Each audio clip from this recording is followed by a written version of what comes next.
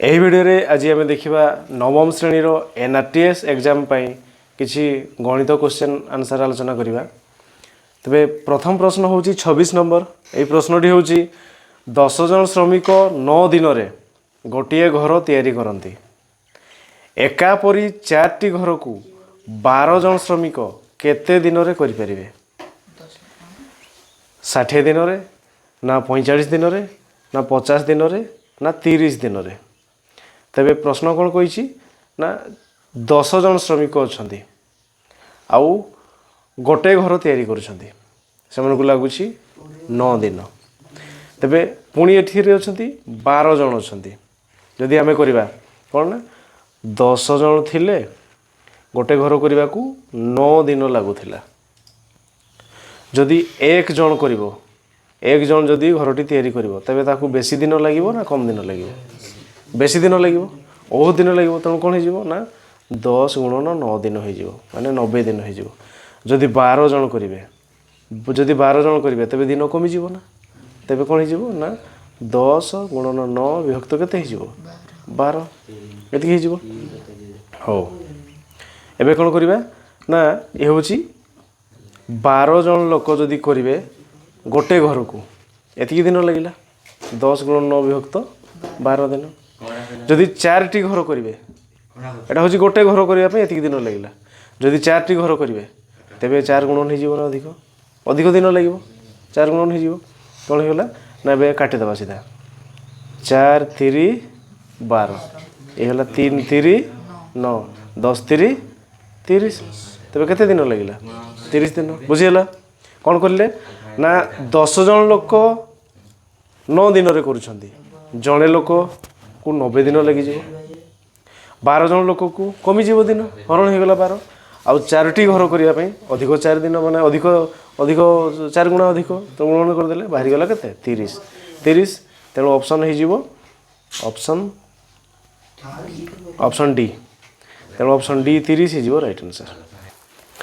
ଏପରେ 27 number. ଗୋଟିଏ ପୋଖରୀରେ ଫୁଟିଥିବା ଏକ ପଦ୍ମ ଫୁଲ ପାଣି ଉପରକୁ 4 ସେଣ୍ଟିମିଟର ଦେଖାଯାଉଥିଲା। ପବନ ବହିବାରୁ ତାହା 8 ସେଣ୍ଟିମିଟର ଦୂରକୁ ଘୁଞ୍ଚି ଯାଇ ପାଣି ସହିତ ମିଶିଗଲା। ପୋଖରୀରେ ଜଳର ଗଭୀରତା କେତେ? ଅପସନ୍ରେ ଅଛି 6 ସେଣ୍ଟିମିଟର, ନା 12 ସେଣ୍ଟିମିଟର, ନା 15 ସେଣ୍ଟିମିଟର, ନା 18 ସେଣ୍ଟିମିଟର। ତେବେ ଗୋଟିଏ ପୋଖରୀରେ ଫୁଟିଥିବା ଏକ ପଦ୍ମ ଫୁଲ ପାଣି ଉପରକୁ 4 ସେଣ୍ଟିମିଟର ଦେଖାଯାଉଛି। ପବନ ବହିଲେ ତାହା ମିଶିଯାଉଛି କିଛି ଦୂରରେ, ପାଣି ସହିତ ମିଶିଯାଉଛି। କେତେ ଦୂରରେ? ନା 8 ସେଣ୍ଟିମିଟର ଦୂରରେ। ତେବେ ପୋଖରୀ ଜଳର ଗଭୀରତା କେତେ? ତେବେ ପ୍ରଶ୍ନ ଥିଲା ଗୋଟିଏ ପୋଖରୀରେ ଫୁଟିଥିବା ଗୋଟେ ପଦ୍ମ। ତାହେଲେ ପୋଖରୀକୁ ଗୋଟେ ଲେବୁଲ୍, ପାଣି ଲେବୁଲ୍ କରିଦେବା। ଏଇଟା ପାଣି, ଏଠି ଗୋଟେ ପଦ୍ମ ଫୁଟିଛି, ମାନେ ପାଣିରୁ କିଛି ଉପରକୁ ଦେଖାଯାଉଛି ନା, ହେଲା ପୋଖରୀକୁ ଦେଖାଯାଉଛି। ତେବେ ଏଇଟା ଯଦି ଆମେ ପାଣି କହିବା ତେବେ ପୋଖରୀର ଗଭୀରତା କେତେ? ଏଇଠୁ ଏତିକି। ଏଇ ପଦ୍ମର ନାଡ଼ ପୁରା ଉପରକୁ ଉଠିଯାଇଛି, କିଛି ଦୂର ଉପରକୁ ଉଠିଯାଇଛି। ତାମାନେ ପୋଖରୀର ପାଣିର ଗଭୀରତାରୁ ଏଇ ଯେଉଁ ପଦ୍ମର ଡେମ୍ଫ ଅଧିକ ଲମ୍ବା ଅଛି। ପାଣି ଉପରକୁ 4 ସେଣ୍ଟିମିଟର ଦେଖାଯାଉଛି, ତାମାନେ ଏଇଥିରୁ ଏତିକି ହେଉଛି କେତେ ସେଣ୍ଟିମିଟର? 4 ସେଣ୍ଟିମିଟର। ପବନ ବହିବାରୁ ତାହା 8 ସେଣ୍ଟିମିଟର ଦୂରକୁ ଘୁଞ୍ଚିଗଲା। ତାପରେ ସେ ଘୁଞ୍ଚିଗଲା କେତେ ସେଣ୍ଟିମିଟର? 8 ସେଣ୍ଟିମିଟର ସିଏ ଘୁଞ୍ଚିଗଲା। ଆଉ ସିଏ କେତେ କ'ଣ ହେଇଗଲା? ଏଇଥିରେ ମିଶିଗଲା। ତାମାନେ ଏଇଠୁ ଏତିକି ଦୂରତା ଯେତିକି, ଏଇଟା ବି ସେତିକି ନା। ବୁଝିଗଲା ନା? ମୁଁ ଯଦି ଲେଖିଦେବି ୟାକୁ ଏ, ୟାକୁ ବି, ୟାକୁ ସି, ୟାକୁ ଲେଖିଦେବି ଡି। ତେବେ କ'ଣ ଜାଣିଲେ? ଏ ଆଉ ଡି ହେଉଛି କେତେ? 4। ଆଉ ଡି ଆଉ ସି ହେଉଛି କେତେ? 8। ବି ଆଉ ସି କେତେ ହେବ ନା ଏ ବି ଯେତିକି ବଡ଼, ବି ସି ବି ସେତିକି ବଡ଼। ଆଉ କିଛି ଦେଇନି। ସେ କହୁଛି ପୋଖରୀର ଗଭୀରତା କେତେ? ପୋଖରୀର ଗଭୀରତା କେଉଁଟା? ବିଡ଼ି। ବିଡ଼ିକୁ ଲେଖିଦେବା ଏକ୍ସ। କେତେ ଲେଖିଦେବା? ଏକ୍ସ। ତେବେ ଏ ବି ସି କେତେ ହେବ? ଏକ୍ସ ପ୍ଲସ୍ 4 ହେବ ନା। এইଠু এটা 4, এইଠୁ এটা এক্স, তাহলে ওইটা এটা কেতে? এক্স প্লস 4, এটা এক্স প্লস 4।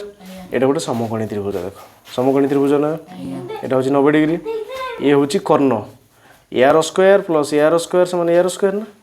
এটা কোণ লিখিপারিবা না, লিখিপারিবা কেতে না 8 স্কোয়ার প্লস এক্স র স্কোয়ার সে সমান এক্স প্লস 4 র স্কোয়ার।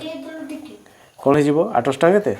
64 ପ୍ଲସ୍ ଏକ୍ସ ସ୍କୋୟାର ସମାନ ଏଟା ଲେଖିଦେବା ଏକ୍ସ ସ୍କୋୟାର प्लस 4 दुणे 8x प्लस 4 चौ 16 एक्स स्क्वायर कैंसल है 16 से पटे आसले माइनस हम तेल 8x स्क्वायर से समान 64 माइनस 16 तेल केवल एक्स स्क्वायर जे 64 ରୁ 16 माइनस करो केते हो 14 14 ରୁ 6 गले केते 14 ରୁ 6 गले 8 8 थी अच्छी केते 5 5 रे गले 4 ए 8 टी हरण हो गला केते हो गला ना एक्स स्क्वायर होची 848 ए एक्स स्क्वायर नुहे एटा पर 8x एटी एक्स स्क्वायर नुह तबे x इज इक्वल टू केते पाई गले 6 x होची के जलर गभीरता तेबे आमे कोन जानले हमर आंसर होची केते ना सेही जलर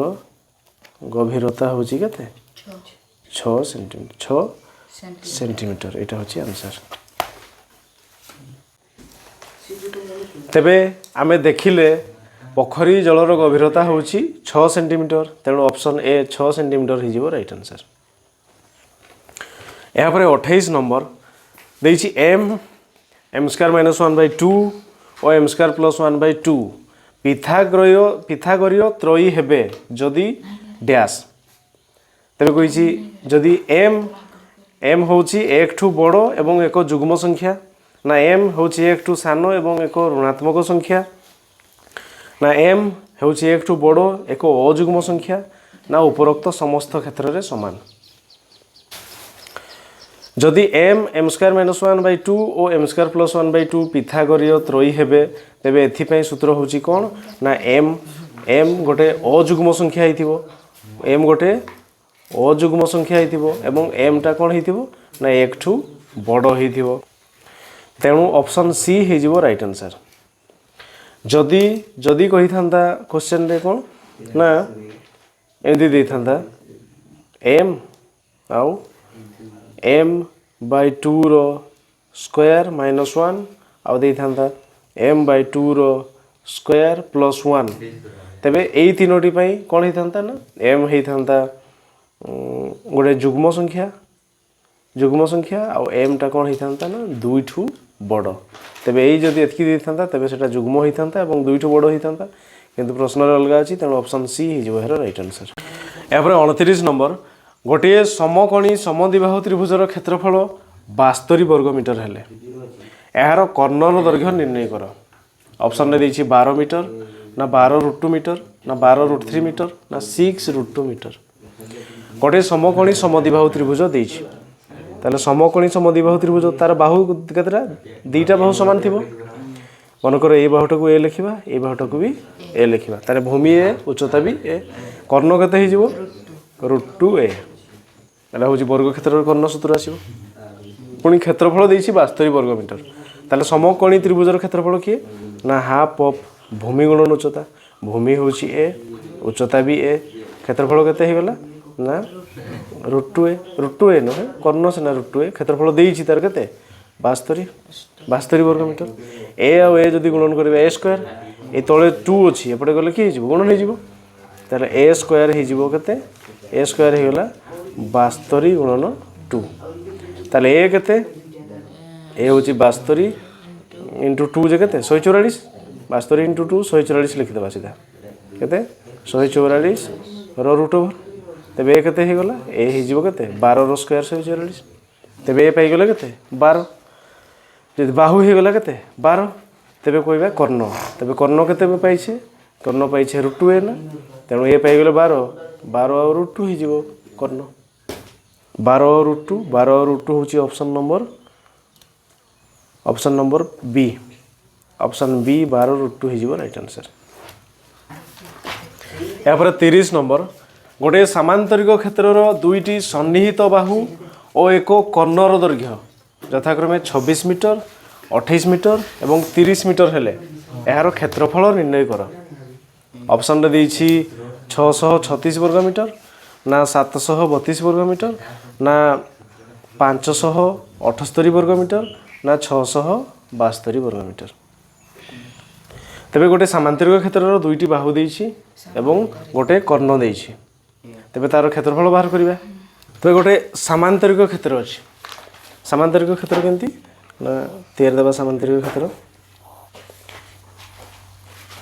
ना देदेवा ए बी सी डी गोटे सामांतरिक क्षेत्र तुम जान ए बाहुटा जी ए बाहुटा से ये बाहु गुड़ा सामान विपरीत बाहु गुड़ा सामान दुईटी सन्निहित बाहु आ गोटे कर्ण गोटे देछि 26 गोटे होछि 26 मीटर आ गोटे देछि 28 मीटर आ गोटे कर्ण देछि केते ना देछि 30 मीटर केते 30 मीटर तेबे आमे गोटे त्रिभुज जानि गले सामांतरिक क्षेत्र होछि दुईटा समान समान त्रिभुज एई त्रिभुजर तीन बाहु जानि गले यार जदि क्षेत्रफल बाहर कर दबा सेथिरे 2 गुणन कर दबा तले सामांतरिक क्षेत्रर क्षेत्रफल होई जिवो तेबे तीनटा बाहु देछि आमे s बाहर करिबा s होछि a + b + c / 2 केते ना 26 + 28 + 30/2 केते हला 8 6 14 रु 4 रखना ले 3 1 4 2 6 2 8 84/2 जे केते हिजबो 42 s केते पाई गले 42 s पाई गले 42 तबे क्षेत्रफल कोन क्षेत्रफल सूत्र होछि के s * s - a s - b s - c तार रूट ओवर एटा केते 42 तबरे के 42 - a ए तीनटा भितरु a गुटा b गुटा c गुटा लिखि देबा केते लिखि देबा 26 42 - 28 42 - 30 तार रूट ओवर हला ये 42 थाउ 42 - 26 से 12 रु 6 गले 6 3 रु 2 गले 1 तबरे 42 12 रु 8 गले 4 3 रु 2 गले 14 42 रु 30 ये होची 2 ये होची 4 3 गले 1 12 एति रूट ओवर ना हला 42 42 जदी करिबा कोन 14 3 42 केते लिखि देबा 14 3 42 16 2 4 16 केते 4 16 ये होची 14 ये जीवो 12 जे 2 2 4 3 12 रूट ओवर करिबा 14 होची दीटा 14 रु केते हे जीवो गोटे 14 एडी जे दीटा 3 रु गोटे 3 दीटा 4 रु गोटे 4 दीटा 2 रु गोटे 2 रूट ओवर हे गला ना 14 3 42 14 3 42 14 3 42 4 2 8 केते हे जीवो 8 2 16 रु 6 रखनाला 1 8 32 1 33 केते हला 336 तबे गोटे त्रिभुजर होची 336 तबे दीटा त्रिभुज एटा गोटे त्रिभुजर क्षेत्रफल बारो थिले केते 336 तबे दीटा त्रिभुजर हेले टोटल सामांतरिक क्षेत्रफल होई जिवो तबे ए बी सी डी रो क्षेत्रफल होई जिवो केते ना 336 गुणन 2 2 6 12 रु 2 रखना लेख हला 2 3 6 1 7 2 3 6 672 वर्ग मीटर तबे यह होची एबीसीडी सामांतरिक क्षेत्रर क्षेत्रफल तबे आमे देखिले ना गोटे सामांतरिक क्षेत्र जदि बाहु दुईटा देइछि एवं कर्ण गोटे देइछि 26 28 और 30 मीटर तेबे यार क्षेत्रफल हो जाउछि 672 वर्ग मीटर तेणु ऑप्शन डी हो राइट आंसर।